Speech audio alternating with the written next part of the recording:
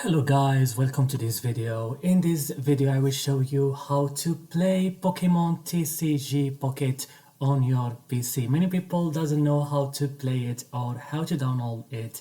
In this video I will show you how to do it. Just pay attention in this video till the end. First you just have to search in your Chrome or Google for this application, or who call it Memu. And click on it. It will take you to this page. Click download. It's very safe. Just click on it and download it, and then after downloading it, when you open it, it will take you to this page. Here you have many options. You can download, or you can use Play Store or Play Game or Google Chrome like you have a phone inside your PC. So when you click on Play Store, it will take you to this page, but before that you have to sign in to Play Store. Right now I will search for Pokemon Pocket,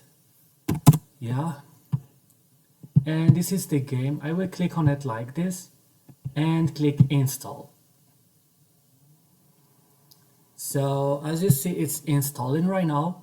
I have just to wait. And right now guys, when I install this app, as you see, I can click play. I will just back to my home page, and here on my home page I will open my game and then I will play. That's all. If you find this video helpful, don't forget to like and subscribe in this channel, and see you next tutorial.